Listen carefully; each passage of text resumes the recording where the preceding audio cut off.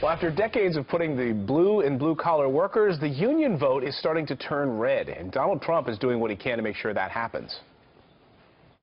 I want jobs and I want wealth to stay in America. We will put new American metal into the spine of this nation. It will be American workers who are hired to do the job. American workers. American jobs, American workers, it's been one of his strongest messages. Is his pitch moving the needle? Joining us now is Mark Liptus. He has been a steelworker for 43 years. He's president of Local 2911 in West Virginia, and he knows many Democrats, he says, are rooting for Trump. Mark, thanks a lot for joining us this morning. So I think of the steelworkers as a Democratic union flat out, and you say that's changing? It definitely is changing. Over the last, I would say, 15 years, the union is really evaluating the candidates. And if you look at the union vote, I think it's much more toward the Republican Party than the Democratic Party in certainly the last 3 or 4 presidential elections. Why this time? Why are you shifting towards Donald Trump? What about his message has resonated with you? Well, jobs, number one. And I agree with them totally on trade. Our trade policies have been totally a disaster.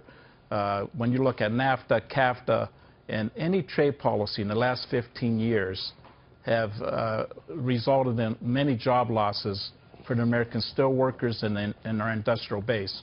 Our jobs are being shipped overseas. We're losing our good jobs. And the country seems to be satisfied making hamburgers, tacos, and pizza. They want to be a service-oriented country. And although I believe we're still the greatest country in the world today, we certainly have lost our position that we once held as the greatest manufacturing country in the world. Trump is the first Republican in my lifetime to make that case. I mean, his views on trade are very different from those who say Mitt Romney. Is it Trump specifically, you think, who's bringing a lot of union guys over to the Republican side?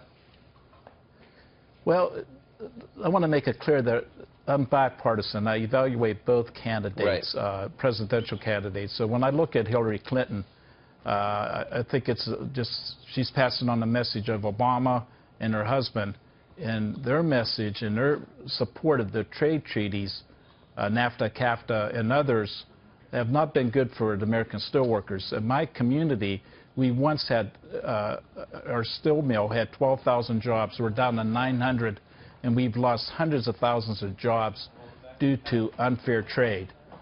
Trump is at least, I don't know him well. I try to follow his policies, what he says, but I think we have a chance of bringing American workers, American jobs back to our country instead of outsourcing them to around the world. So it's his message is clearly one that I could support.